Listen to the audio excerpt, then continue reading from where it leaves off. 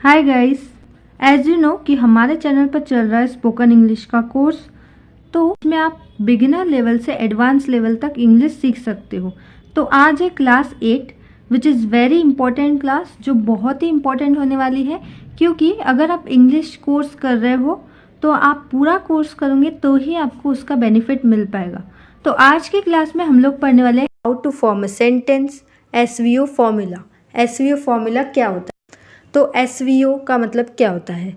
SVO का मतलब होता है subject plus verb plus object. Sentence is equals to subject plus verb plus object. Basic parts of a sentence. अगर हमें कोई भी सेंटेंस यानी कि कोई भी वाक्य बनाना है तो सबसे पहले हमें उसमें चाहिए रहता है सब्जेक्ट। सब्जेक्ट क्या होता है? विषय।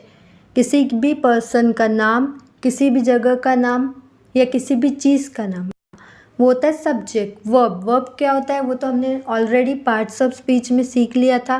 क्रिया, जो भी एक्शन होती है, जो भी हम काम करते हैं वो होता है वर्ब। अभी ऑब्जेक्ट क्या होता है? ऑब्जेक्ट यानी कि जो लास्ट में आता है। Every sentence requires at least a verb and a subject. Her sentence में एक वर्ब, एक सब्जेक्ट जरूर रहता है, यानी कि एक क्रिया और एक विषय। A verb is an action and a subject is the noun or pronoun that performs the action. तो verb क्या होता है? verb यानी कि action, क्रिया। और subject क्या होता है? subject noun या pronoun होता है जो वो action को perform करता है। Next is object। अभी object क्या होता है? object noun होता है या pronoun होता है जिसको एक्शन मिलती है वर्ब की, that receives action of a verb. तो गाइज ऑब्जेक्ट हमेशा लास्ट में होता है। क्लियर? तो सेंटेंस का पार्ट क्या होता है? बेसिक। बेसिक पार्ट क्या होता है? सब्जेक्ट, देन आता है वर्ब, देन आता है ऑब्जेक्ट। ऐसे ही वाक्य बनता है ना? तो हम लोग एक एक करके डिस्कस करने वाले हैं। सब्जेक्ट, कोई व्यक्ति या चीज़ जो काम कर रहा है उसे सब्जेक्ट कहते हैं, जो कि एक नाउन होता है या प्रोनाउन भी हो सकता है, जैसे he, we, I, me, Jiya etcetera. Jiya name है किसी पर्सन का और ये सब क्या है? प्रोनाउन से। तो वो होता है सब्जेक्ट। वो क्या होता है? सब्जेक्ट। तो यहाँ पे for example, she likes chocolates. She likes chocolates, उसे चॉकलेट्स पसंद है। तो ये उसी फॉर्म से बना हुआ सेंटेंस है। तो ये सेंटेंस एसवीओ फॉर्मूला से बना है, राइट? हर सेंटेंस ऐसे ही बनाया जाता है। तो यहाँ पे शी सब्जेक्ट है। शी क्या है? सब्जेक्ट है। लाइक्स, लाइक्स क्या है? वर्ब है, उसे पसंद है, यहाँ पे क्रिया हो रही है। और चॉकलेट्स क्या है? ये ऑब्जेक्ट है। चॉकलेट्स क्या है?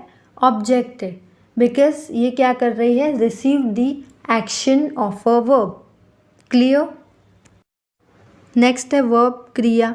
जो शब्द कोई एक्शन को बताते हैं उन्हें वर्ब कहते हैं। जो शब्द कोई एक्शन को बताते हैं उन्हें वर्ब कहते हैं, जैसे playing, sleeping, working, reading, going etcetera. तो वर्ब क्या होता है? खेलना, सोना, काम करना, पढ़ना, जाना, जागना, ये सब क्या होते हैं? वर्ब होता है, यानी कि हम इसमें क्या कर रहे हैं? एक्शन कर रहे हैं, हम इसमें काम कर रहे हैं, राइट? हम इसमें क्रिया कर रहे हैं। सो यहाँ पे हम लोग एग्जाम्पल देख लेते हैं। आई लाइक रीडिंग बुक्स, मुझे किताबें पढ़ना पसंद है। For example, I like reading books, मुझे किताबें पढ़ना पसंद है। तो इसमें I is a pronoun. Like reading, ये क्या हुआ? वर्ब हुआ। लाइक रीडिंग यानी कि पढ़ना पसंद है, यानी कि ये वर्ब हुआ। बुक्स ऑब्जेक्ट हुआ। ऐसे ही बनता है सेंटेंस, राइट? सो वर्ब मतलब क्या होता है? क्रिया, राइट? ये हम लोगों ने ऑलरेडी पार्ट्स ऑफ स्पीच में पढ़ लिया था। नाउ ऑब्जेक्ट, कोई व्यक्ति या चीज़ जो वर्ब को रिसीव करता है, यानी कि जो कोई एक्शन रिसीव करता है उसे ऑब्जेक्ट कहते हैं। ऑब्जेक्ट मतलब क्या? ऑब्जेक्ट हमेशा लास्ट में आता है। वो नाउन या प्रोनाउन होता है जो कोई एक्शन को रिसीव करता है। क्लियर? सो यहाँ पे for example Rohan is playing cricket, Rohan is playing cricket, Rohan cricket खेल रहा है। तो इसमें ऑब्जेक्ट कौन सा हुआ? क्रिकेट ऑब्जेक्ट हुआ। क्यों क्रिकेट ऑब्जेक्ट क्यों हुआ? क्योंकि ये क्या कर रहा है? एक्शन रिसीव कर रहा है, यानी कि इस प्लेइंग जो है वो क्या है? वर्ब है। प्लेइंग क्या है? वर्ब है। तो प्लेइंग क्रिकेट क्या खेल रहा है? क्रिकेट खेल रहा है। तो क्रिकेट क्या है? ऑब्जेक्ट है। क्लियर?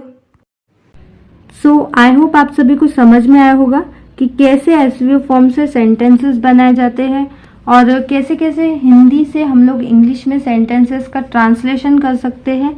तो बहुत ही इजीली हम लोग इंग्लिश सीख सकते हैं ऐसे वाक्यों का ट्रांसलेशन करके। तो नेक्स्ट वीडियो में मैं कंटिन्यू करने वाली हूँ, सभी सेंटेंसेस को मैं डिटेल में एक्सप्लेन करूँगी। सो मिलती हूँ आप सभी से नेक्स्ट वीडियो में, नेक्स्ट क्लास में। तब तक के लिए बाय बाय गाइस।